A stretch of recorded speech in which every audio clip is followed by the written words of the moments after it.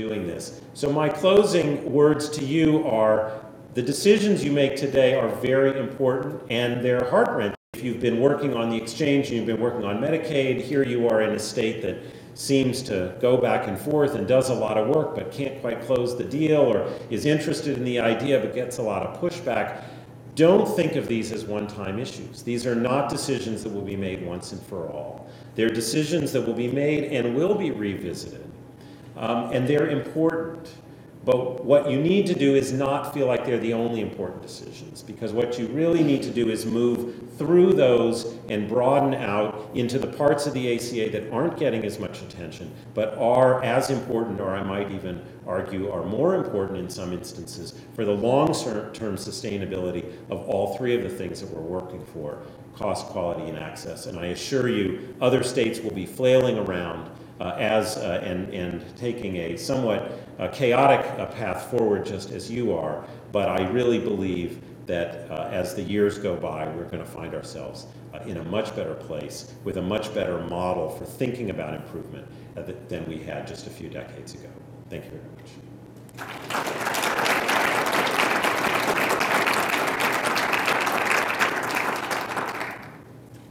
So there are microphones, which, since this is being taped, people have asked that you go to.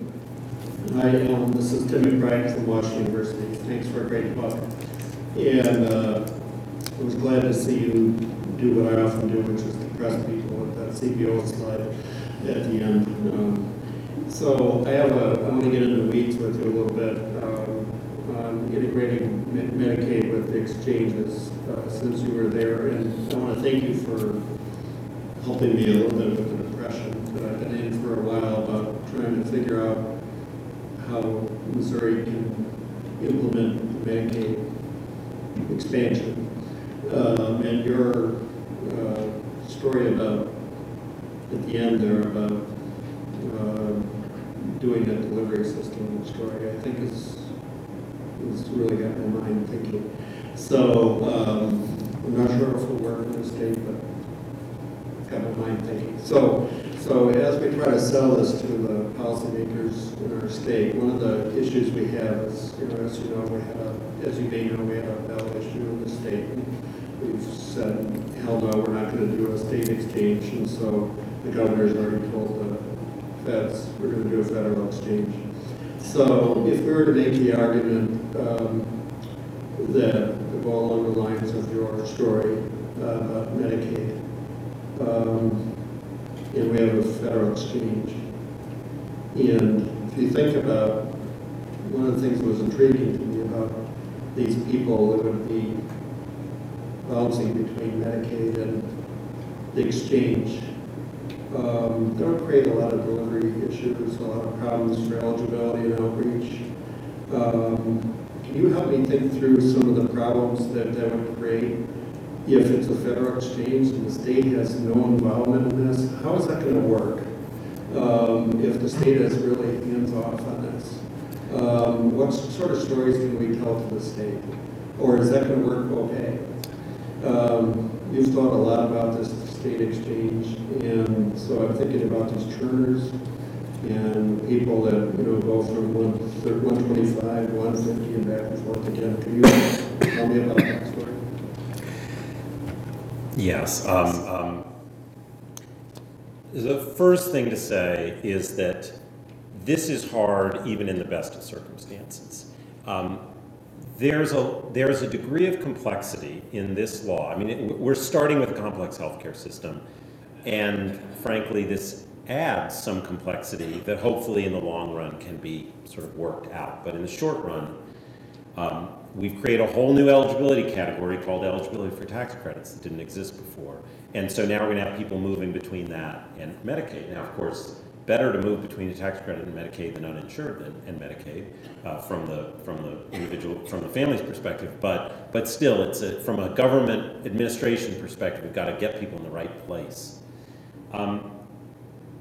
The beautiful vision, and I think there are at half a dozen states that really have this vision and are on the way to it, is a true single integrated eligibility system for everyone. Basically, everyone walks in, anyone walks in the door, you gather some basic information, you figure out what they're eligible for, you present their options. They have different options if they're Medicaid than tax credit, but you wouldn't even have to tell them whether they're Medicaid or tax credit. You would just say, these are the coverage options you have, this is what the benefits look like, this is how much it will cost you, pick which one you want. You would never have to name it. And there are some states, how seamlessly those will run January 1st, 2014, I can't say, but that is certainly the vision, and I think they will get there even if they're not quite ready on day one. There really are two ways of thinking about the interaction with a federal exchange. One is a totally hands-off relationship with them, and the other is a hands-on relationship while acknowledging that they're still running the exchange. So I'm taking as a given your starting point that you're going to have the federal exchange. If you truly were hands-off and like pretended they didn't exist, you're creating some major problems. I mean, understand that I didn't bring the slide, but there have been two really good studies that show income volatility in that income range, and they've done estimates of the literally the percentage of people who will start the year in Program A and end in Program B, and it's in the mid-double digits depending on how you count it. But we're talking, hundreds of thousands of people within a state who are likely to change status. If you literally pretend that they don't exist, what will happen is the federal exchange will, if they get someone who they think looks Medicaid-like, they will have to hand it over, but the handoff will be sloppy. And frankly, it'll be very expensive. I mean, one of the advantages of the simplification of Medicaid eligibility in the Affordable Care Act is that an exchange can do a lot of the work to determine Medicaid eligibility because you don't have income disregards, you don't have asset tests, you don't have all these things that made it complex. So if you pretend they aren't there, you're actually going to be wasting a lot of administrative dollars, something that I find no one really wants to do. And you're also going to have lousy customer service. So you're going to have people who find out later. And you're also going to have really mad providers because they're going to have patients who would have had a payment source that is missing. So, I mean, I think those are the risks. I think it is very possible for a state, and this is again why I try to get out of this good state, bad state model, because I don't think it's accurate. It is totally possible to have a state that says, we are not ready to run an exchange in 2014. We don't have to get into why, we're just not ready. But we want to do the best we can by our citizens. So we are going to work with the federal government to figure out how to make sure that those eligibility systems are as seamless as possible. And they're not going to be perfect, but they're not even going to be perfect if they're all run by the same agency. I think there are tremendous opportunities for harmonization that I think states should aspire to, even if, they are frustrated, as maybe you are, about not being able to run their own exchange. I think there's a big gap between ignoring the federal exchange and working with them, and it's a meaningful difference. You shouldn't just say, well, once there's a federal exchange, all is lost, because I just don't think that's true. Thanks again for being here, Alan. My name is Stephen Howard. I'm a professor here at St. Louis University. And I guess my question was back about your balance beam slide. And that resonated with me. I'm new to Missouri, but a native Oregonian. And so we take a little bit of a different view on things, so I carry that bias with me. Would you say that are Oregon and Vermont the only states taking a very comprehensive approach to access insurance, Medicaid, and balancing that with comprehensive delivery system reform, or are there other states? And what can other states, like Missouri, learn from those, or are they just not? Well, as a native Oregonian myself, I'm pleased to answer your question, although I only lived there for about a year. No, those are not the only two states. And I realize as I give this talk, it's so hard. I change what I do every time I talk. And my passion is on this delivery system issue. But I find when I speak, people want to know who's doing the exchange and Medicaid, and because that is where so much of the public attention is focused. And I kind of want to say, you know, I sort of as a joke want to get up and give a talk that says it doesn't matter who runs the exchange. Let's talk about where it matters, which is on the delivery system side. There is a tremendous amount of work going on. And part of it is, and I realize I condensed it into one slide, and I've done entire presentations just on that topic. Part of it is the range of types of activity, and then there are which states are doing them. So, for example, I think the patient-centered medical home movement is very important, but it is by no means the end of where we need to go. We do need to build out the primary care infrastructure if we're going to have some of the reorganizations that we think we need that orient more towards population health. So I'm excited when I see a state like Rhode Island. So this is one of my favorite stories. You know, Rhode Island, which is quite small and also not Missouri, Rhode Island requires every insurance company to put in a per member per month fee into a pot to support building the patient-centered medical home infrastructure. So Medicaid puts their money in, United Health puts their money in, Blue Cross puts their money in, Neighborhood Health Plan puts their money in. What is the one plan that didn't put their money in? Medicare, because Medicare doesn't do that. Well, now they do. It took years of work to get a whole new provision in where Medicare can now participate in state-based payment reform, which is very exciting. So now all payers are helping build primary care infrastructure. When it gets to broader payment reforms, my old state of Colorado has been very active. They're building these community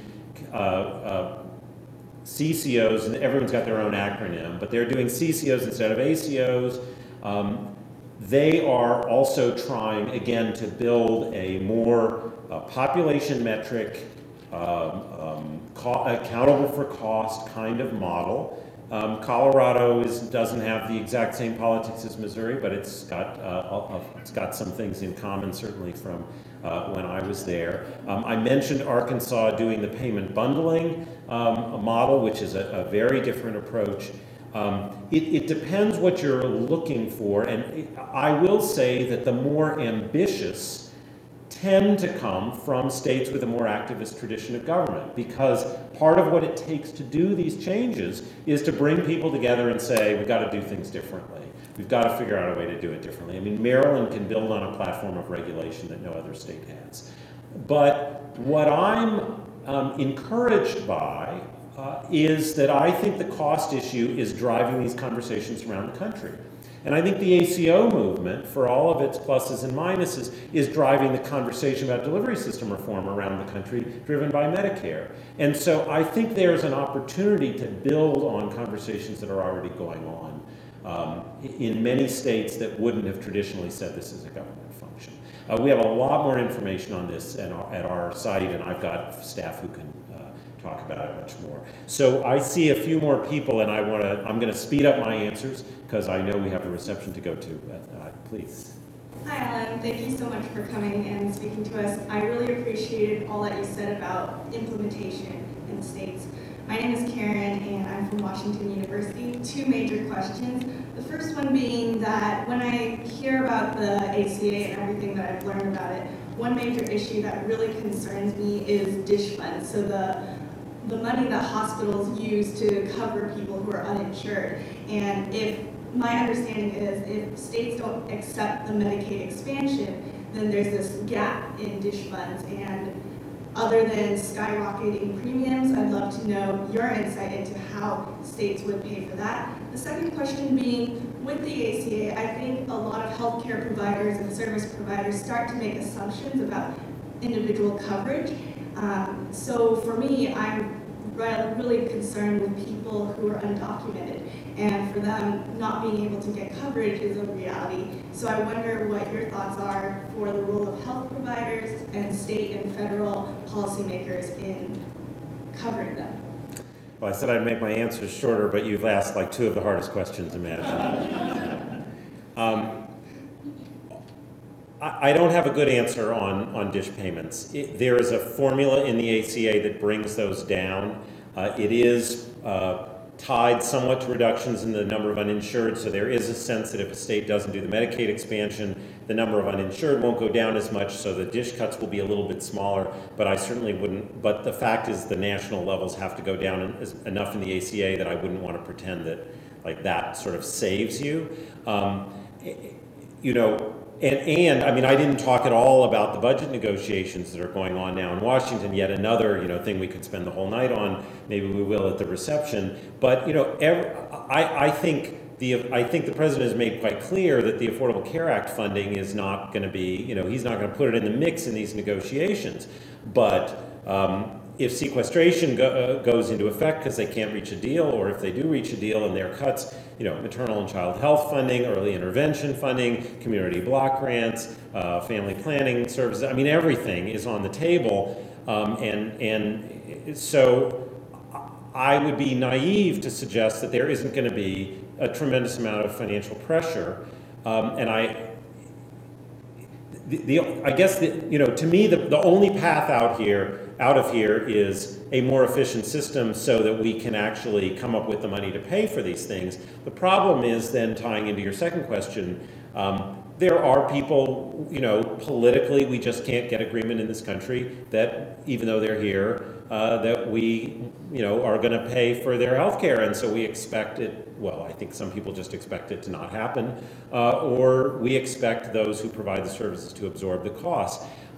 I think there's a plus or minus with the ACA. On the one hand, if we really fully implement and get the number of uninsured way down, the burden on the system should go down. The burden of uncompensated care overall should go down.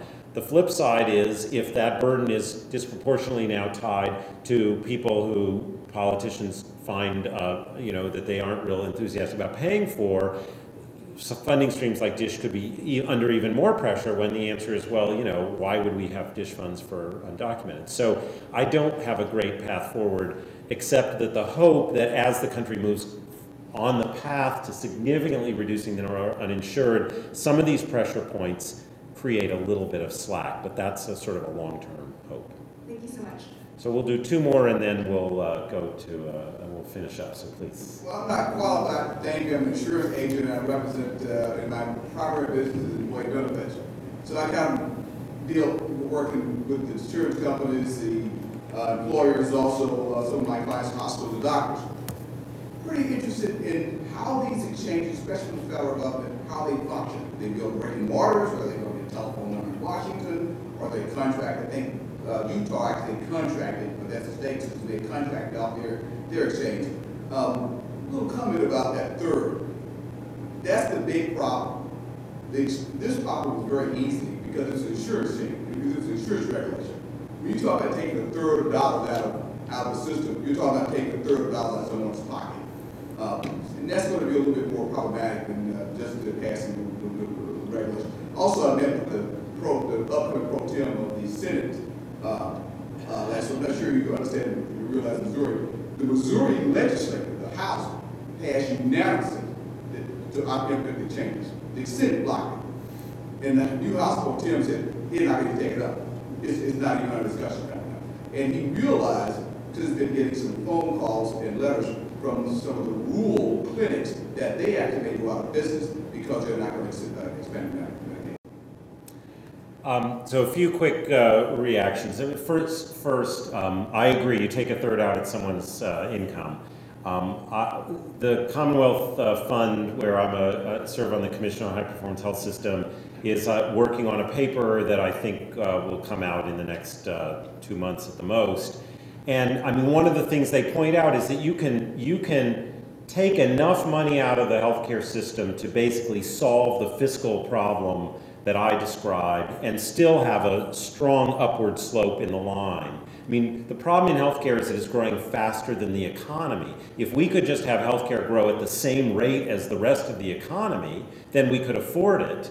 That's not taking a third out of it. But if we took 10% out of it, if healthcare was growing at the same speed as the economy, it would be growing the same speed as tax revenues. And it wouldn't be taking up a growing share of state and federal budgets. And if we could just get to that, there's still a lot of room for growth. So getting the excess growth out has got to be the top priority. Squeezing some of the other things, I agree, is hard, is very hard. But if we can get the excess growth out, there's still a lot of room for growth.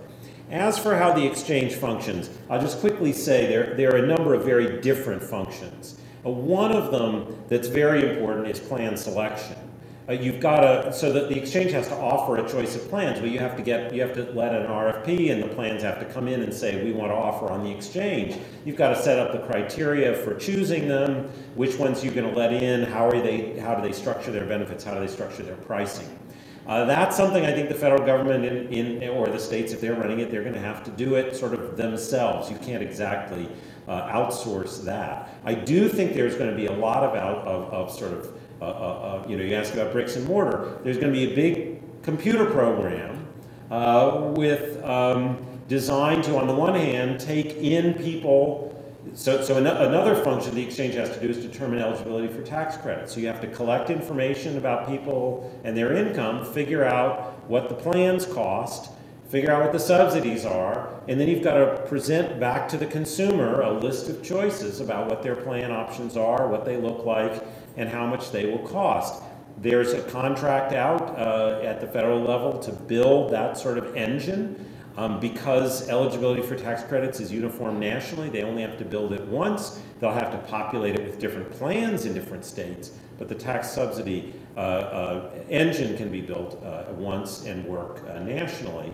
And yes, according to the law, there has to be a call center. There are going to have to be people who answer calls. There will be local assistance provided, even if it's a federal exchange. And there's a lot we still don't know, but those are the basic functions. Again, if you think about the value to the state in running an exchange, is that they get to decide what the criteria are for the plans. And they get to build the call center and make those in-state jobs if they want to, as opposed to, federal jobs. And choosing not to do those functions means the federal government will. Flip side is, under the law, by 2015, the exchange has to be self-sustaining. No more federal grants to support it. So if you build it at the state level, then in 2015 you've got to pay for it. So it's that's the kind of balance states are confronting. To our last question. My name is Saleh Bahati, and I'm at the School of Public Health, St. Louis University. My question is about legal immigrants. Most of the immigrants, when they come here, according to some people, until 2014, they will be subjected to the 5-year bar, so they cannot access health insurance. Now, I want to know if after 2014, the eligibility will change for those legal immigrants here in the United States. And also, I'd like to know, for those legal immigrants here currently, some of them, if really correct, are given Medicaid for less than a year when they get to the country. And after that, they have to get the insurance through their employers if they do find a job. And if they do not, they cannot access health coverage. So this is a great question that I don't want to give you the wrong answer, and I'm not sure I carry the exact right answer in my head. My recollection, and there are people who we can get what we're sure is the right answer. My recollection is Medicaid has a 5-year bar, and nothing in the Affordable Care Act changed that. But there's no 5-year bar in the exchange tax credits, if I remember right, which means, again, in a sort of odd way, if your income is particularly low, as a legal immigrant, you don't have access to coverage once you've lost any that you might have gained, if, for example, under, refugee or resettlement benefits. But if you're above 100% of poverty, I don't think there's a bar, and I do believe you're eligible for income-related subsidies, just like a citizen would be. And you'd also be subject to the mandate. So I will find people who know with more precision, but I believe it is this sort of odd mix where part of the ACA, the new benefit is available, but because we have this long-standing, not that long, since welfare reform, 5-year bar on, which is a remnant of the old welfare law, that didn't go away. So it's a very, it's not a very well thought out structure. All right, well, let's enjoy something lighter than implementation. Okay.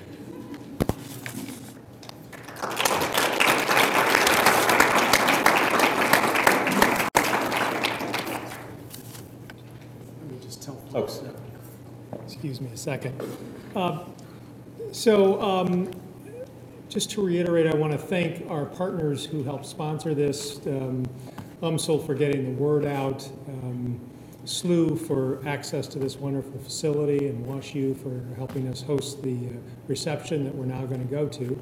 Just a quick reminder, this was videotaped, so it will be available for all those faculty that want to use it in their classes, and for other purposes. And please, we'll keep the conversation going at the reception, but on the way, please join me in thanking Alan for just a wonderful presentation.